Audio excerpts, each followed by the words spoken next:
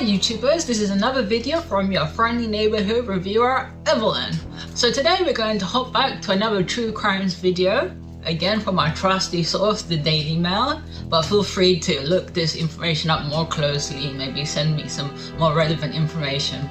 So today we're going to read the headline, Indiana man 59 is sentenced to 650 years in prison for a string of sex crimes in the 1980s. That's interesting.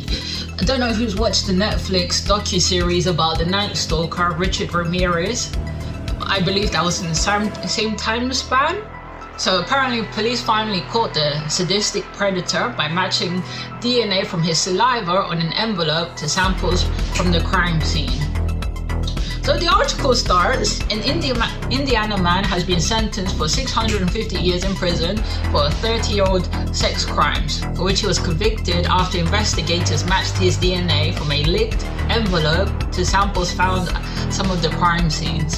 It's really interesting that how much technology has advanced, in which cases that couldn't be solved years ago now can be identified the real perpetrators, and a lot of times a lot of innocent people go to jail because of circumstantial evidence and no concrete evidence, in this case like DNA. So the guy's name is Steven Ray Hessler, was found guilty of 19 felony charges for crimes against 10 victims between 1982 and 1985 on March the 3rd. The charges include counts of rape, unlawful deviant conduct, criminal deviant conduct, and robbery. In all cases, he broke into the victims' homes and attacked them, then fled. For decades, his crimes went undetected. So we have the mugshot of this guy. He avoided punishment for years, even though the police had his DNA on file from other crimes. Prosecutors used an advanced genealogy testing technique on a sample found from one of his crimes. It led them to him or his brother. Hessler was eventually charged after police intercepted a utility bill in 2020 after he leaked the envelope. Victims testified how he would enter the homes with a balaclava or a ski mask on, beat them and rob them in a string of incidents between, again, 1983 to 1985. He targeted men and women, sexually assaulting any female victims and beating the male victims. Prosecutors celebrated the sentence this week. Shelby County Prosecutor Brad Lordwellan said, Steven Ray Hessler is one of the most evil, dangerous, sadistic predators that I've ever had the pleasure of prosecuting in my 30-year-plus career. He derived great pleasure from his unsuccessfully brutal methods of terrorizing and sexually torturing his victims. Okay, this photo, we can see here a sketch of what the victims, described, and we have a comparison with the real-life photo of this guy. This prosecutor added, I promised the victims early on that my goal would be for him to go to prison for the rest of his life, and all involved are happy that we achieved that goal. So the prosecutor carries on to say the victims suffered so long, and they wondered if someone looked at them in the store if the car drove by slow.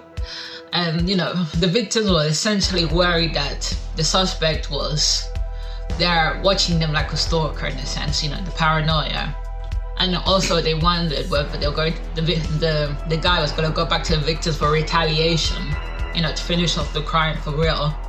Hessler denied the crimes, and his attorney said his plans to file an appeal despite the DNA evidence. Of course the guy's going to appeal 650 years. Ugh.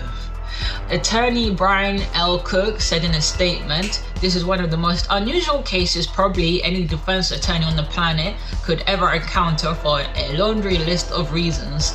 The facts involved seem something like out of a movie than real life. It involved 80 to 100 suspects, ranging from Hessler's cousin, who was previously indicted for 4 of the attacks. So this is a family affair, this family of psychos. Very similar to the Nightstalker, very similar. Police officers, doctors, pharmacists, and even Michael Kenyon, who was the inspiration for the Frank Zappa song, The Illinois Enema Bandit, Several potential viable suspects were ruled out by DNA, although 8 of the 10 victims were not DNA cases, which was the central issue in the case.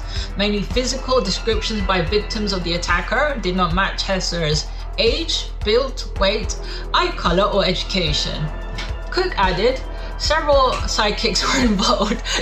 Typical America, adding in the psychic.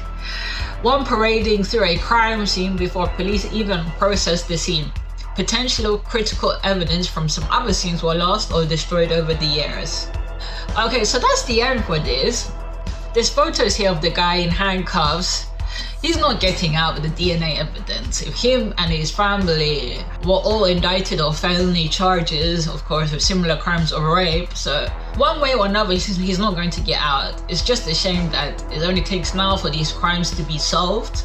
But let me know what do you think? Do you think a lot of innocent people are stuck behind bars when they were convicted, let's say in the early 60s onwards until like in the early 90s when DNA testing was introduced?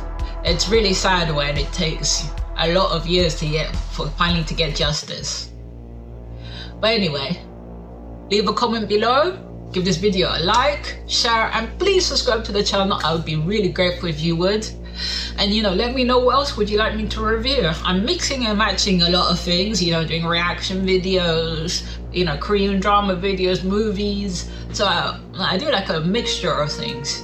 But leave a comment below your opinions about this case. Anyway, as I leave you, stay safe, be well, see ya!